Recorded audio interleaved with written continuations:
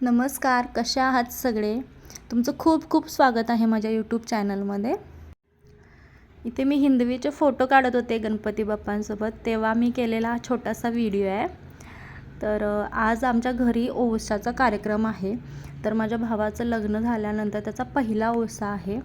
तर इकडं माझ्या माहेरी लग्न झाल्यानंतर पहिला ओवसा केला जातो आणि जेवण केलं जातं. तर पाहुणे वगैरे सांगितले जातात जेवायला. तर त्याची इथं तयारी चालू आहे. इकडं गौराई आल्यानंतर दुसऱ्या दिवशी ओवसे पुजतात. तर ओवसे इकडं हळदीच्या पानावर पुजतात, त्यासाठी इथं ओवसे पुजायचं चालू आहे. तर इकडच्या भागामध्ये अशी पद्धत आहे. आणि हे कोरडे ओवसे असतात, त्यामध्ये चिरमुऱ्या फळं असतात 2 प्रकारची, काय ते केळ, सफरचंद आणि खारीक खोबरं, हे सगळं असं पुजवलं जातं. आणि मग ते सुवासिनींना वाटले जातात, बाप्पांच्या समोर गौराईला वगैरे ठेवले जातात.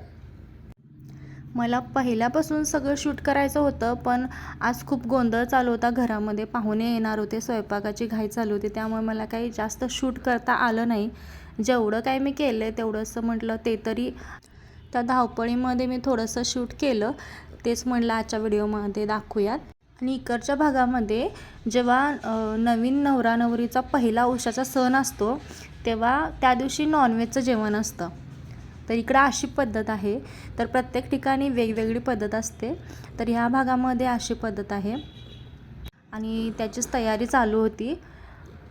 त्यानंतर इथं अशा प्रकारे ओवसेपूजन झाल्यानंतर सगळ्यांनी मिळून आरती केली. त्यानंतर नैवेद्य दाखवला आणि नंतर मग पाहुणे येणार होते जेवायला, तर त्याची तयारी केली. हे सगळं आवरल्यानंतर मग स्वयंपाक झाला. स्वयंपाक झाल्यानंतर पाहुणे आले, त्यांना वाढलं वगैरे. त्या दिवशी खूप गोंधळ होता, त्यामुळे जास्त मला काही शूट करता आलं नाही, तर मी एवढं शूट केलं. तर दुसऱ्या दिवशी बाप्पांचं विसर्जन होतं आणि आरती वगैरे झाल्यानंतर मग बाप्पांना विसर्जनासाठी न्यायला लागलेले.